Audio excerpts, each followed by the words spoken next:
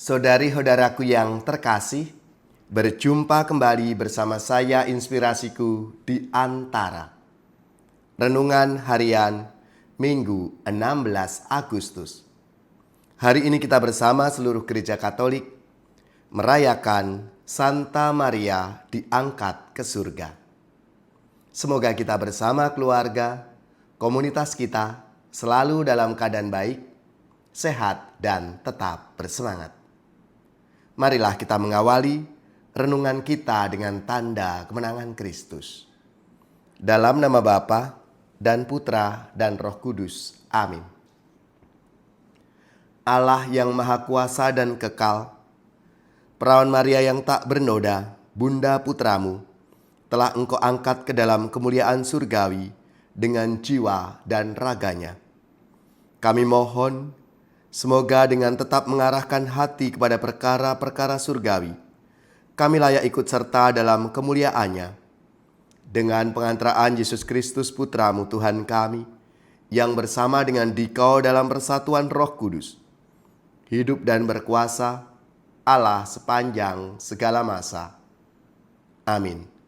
Dalam nama Bapa dan Putra dan Roh Kudus. Amin.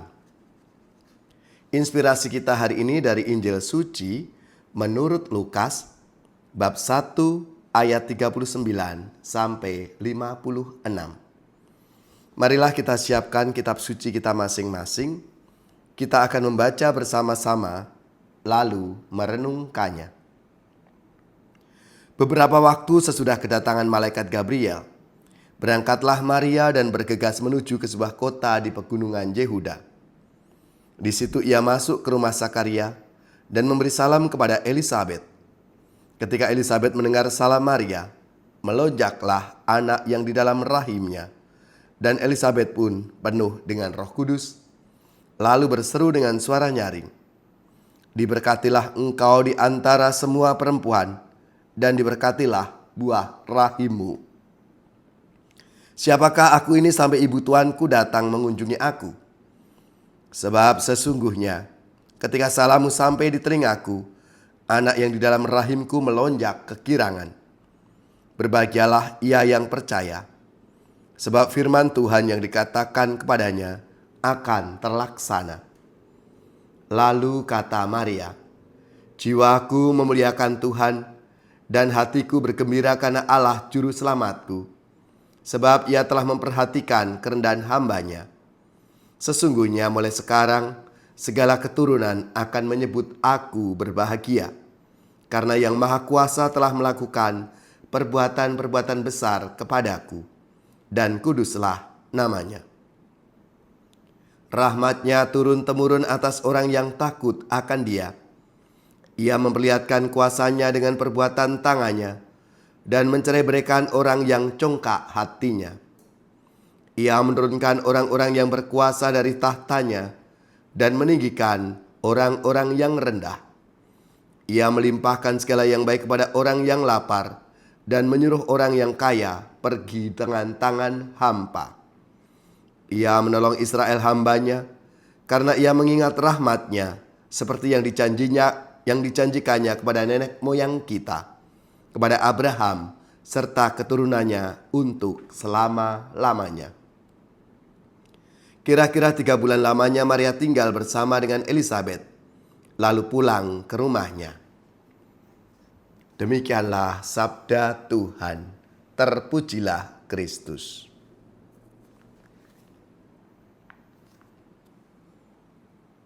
Saudari-saudaraku yang terkasih, sabda Tuhan hari ini mengisahkan perjumpaan 2 perempuan yang penuh iman, Maria dan Elisabet. Maria setelah menerima kabar dari malaikat bahwa ia akan menjadi ibu Yesus, segera pergi mengunjungi Elisabet. Maria tidak tinggal dalam dirinya sendiri. Ia membawa sukacita dan kehadiran Tuhan kepada orang lain. Begitu Maria tiba dan memberi salam, melonjaklah anak yang ada di dalam rahim Elisabet. Elisabet lalu berseru, "Diberkatilah engkau di antara semua perempuan, dan diberkatilah buah rahimmu." Dan kemudian Elizabeth menyatakan sebuah kalimat yang sangat penting bagi kita. Berbahagialah ia yang telah percaya, sebab firman Tuhan yang dikatakannya kepadanya akan terlaksana. Inilah salah satu kunci untuk memahami Hari Raya Santa Perawan Maria diangkat ke surga, atau biasa dikenal dengan Maria Assumpta. Maria disebut berbahagia bukan pertama-tama karena hidupnya mudah, bukan karena ia bebas dari persoalan. Justru hidup Maria penuh dengan tantangan. Menerima kehendak Allah yang tidak selalu ia pahami, menghadapi perjalanan hidup bersama Yusuf, melahirkan Yesus dalam kesederhanaan, melihat anaknya ditolak, menderita di bawah salib, dan akhirnya menyaksikan karya keselamatan Allah. Namun dalam semuanya itu, Maria tetap percaya. Maria adalah pribadi yang percaya kepada Allah. Ketika malaikat menyampaikan kabar bahwa ia akan mengandung dan melahirkan Yesus, Maria mungkin tidak mengerti seluruh rencana Allah. Tetapi ia berkata, "Sesungguhnya aku ini adalah hamba Tuhan, jadilah padaku menurut perkataanmu itu." Maria menyerahkan hidupnya kepada Allah. Seringkali kita juga ingin percaya kepada Tuhan, tapi kita baru mau percaya kalau semuanya sudah jelas. Kita ingin tahu dulu bagaimana akhirnya, apa yang akan terjadi. Apakah semuanya akan berjalan sesuai dengan rencana kita? Maria mengajarkan sesuatu yang berbeda. Iman berarti berani melangkah bersama Tuhan, meskipun kita belum mengetahui seluruh jalan di depan kita. Oleh karena itu, Hari Raya Maria diangkat ke surga mengingatkan kita, hidup yang diserahkan kepada Tuhan tidak pernah sia-sia. Maria tidak menyimpan berkat itu untuk dirinya sendiri. Hal yang menarik, setelah menerima kabar sukacita dari Allah, Maria segera pergi ke rumah Elizabeth. Maria membawa Yesus yang ada dalam rahimnya. Kehadiran Maria membawa sukacita bagi Elizabeth dan Yohanes yang masih ada dalam kandungan. Ini menjadi teladan bagi kita. Orang yang sungguh-sungguh mengalami Tuhan tidak akan pernah berhenti pada dirinya sendiri. Kalau kita mengalami kasih Tuhan, kita dipanggil untuk membagikan kasih itu. Kalau kita menerima pengampunan, kita dipanggil untuk mengampuni. Kalau kita menerima pertolongan dari Tuhan, kita dipanggil untuk menjadi penolong bagi sesama. Kalau kita mengalami penghiburan dari Tuhan, kita pun juga dipanggil untuk menghibur mereka yang sedang mengalami kesulitan. Maria datang bukan untuk mencari perhatian, tapi untuk melayani. Maka devosi kepada Maria tidak cukup hanya dengan berdoa salam Maria atau melakukan penghormatan kepada Bunda Maria.